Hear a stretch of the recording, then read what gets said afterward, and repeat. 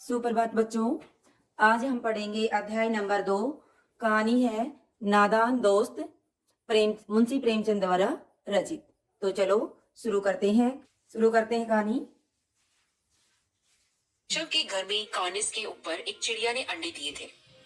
केशव और उसकी बहन श्यामा दोनों बड़े ध्यान से चिड़ियों को वहां आते जाते देखा करते। सवेरे दोनों आंखें मलते कार्निस के पास पहुंच जाते और चिड़ा या चिड़िया दोनों को वहां बैठा पाते। उनको देखने में दोनों बच्चों को न मालूम क्या मजा मिलता। दूध और जलेबी की भी सुविधा रहती थी। दोनों के दिल में तरह तरह के सवाल उठते। अंडे कितने बड़े होंगे, किस रंग के होंगे, कितने होंगे, क्या खाते होंगे, उनमें बच्चे किस तरह निकल आएंगे, बच्चों के पर कैसे निकलेंगे, घोंसला कैसा है। लेकिन इन बातों का जवाब देने वाला कोई नहीं। न अम्मा को घर के काम धंधों से फुर्सत थी, न बाबूजी को पढ़ने लिखने से। दोनों बच्चे आपस ही में सवाल जवाब करके अपने दिल को तसल्ली दे दिया करते थे। श्यामा कहती, क्यों भैया, बच्चे निकल के फुर से उड़ जाएंगे। केशव विद्वानों जैसे गर्व से कहता, नहीं री पगली, पहले पर निकलेंगे, बगैर परों के बेचारे कैसे उड़ेंगे।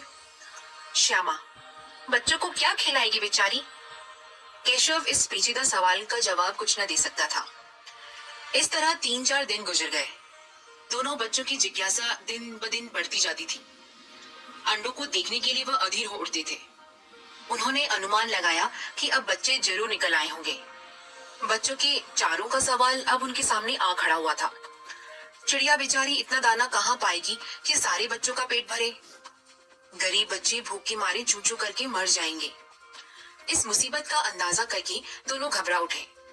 दोनों ने फैसला किया कि कार्निस पर थोड़ा सा दाना रख दिया जाए। श्यामा खुश होकर बोली, तब तो चिड़ियों को चारे के लिए कहीं उड़कर न जाना पड़ेगा ना। केशव, नहीं, तब क्यों जाएंगी।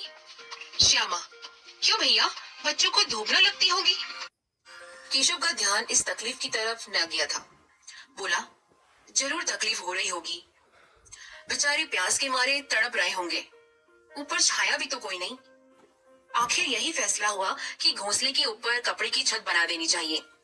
पानी की प्याली और थोड़ी सी चावल रख देने का प्रस्ताव भी स्वीकृत हो गया। दोनों बच्चे बड़े चाव से काम करने लगे। श्यामा माँ की आंख बचाकर मटके से चावल निकाल ले आई। केशव ने पत्थर की प्याली का तेल चुपके से जमीन पर गिरा दिया और खूब साफ करके उसमें पानी भरा। अब चांदनी के लिए कपड़ा कहाँ से लाए। फिर ऊपर बगैर छड़ियों के कपड़ा ठहरेगा भी कैसे, और छड़ियां खड़ी होंगी कैसे। केशव बड़ी देर तक इसी उधेड़-बुन में रहा। आखिरकार उसने यह मुश्किल भी हल कर दी।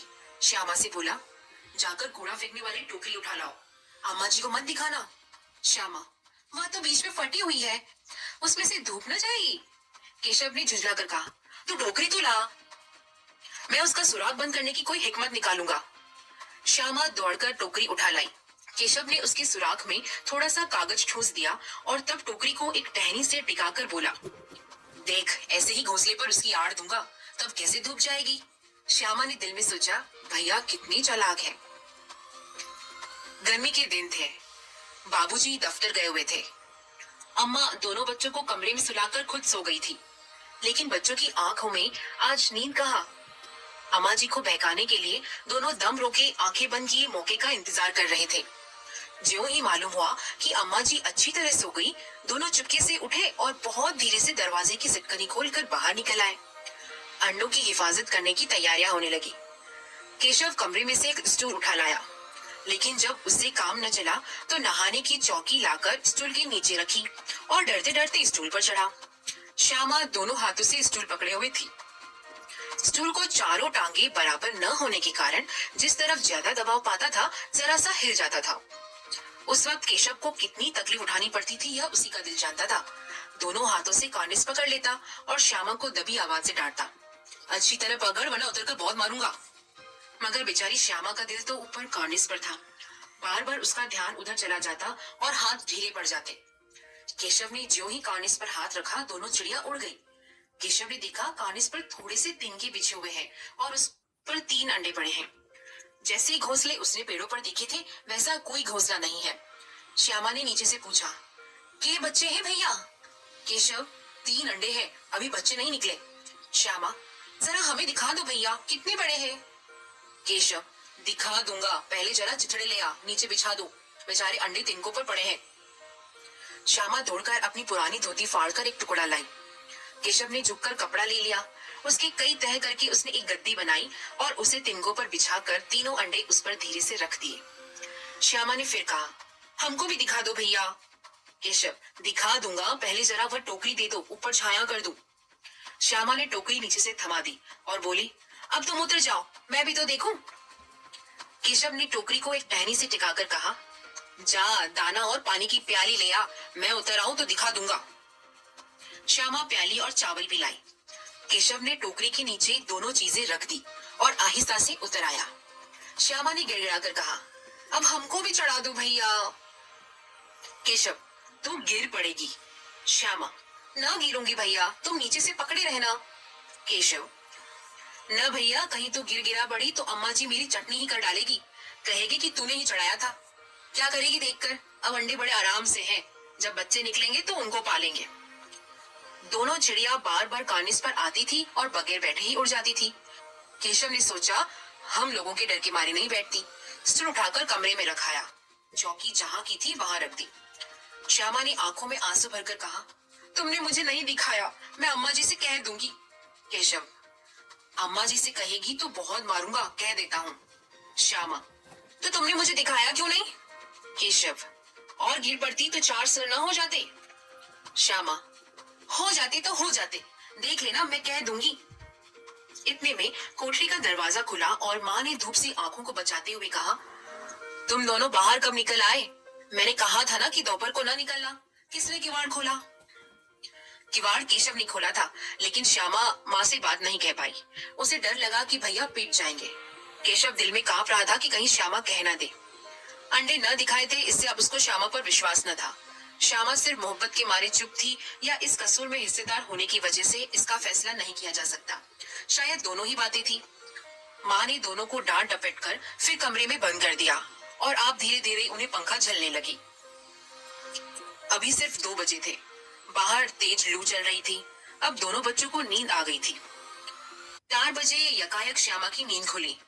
किवाड़ खुले हुए थे। वह दौड़ी हुई कार्निस के पास आई और ऊपर की तरफ ताकने लगी। टोकरी का पता न था।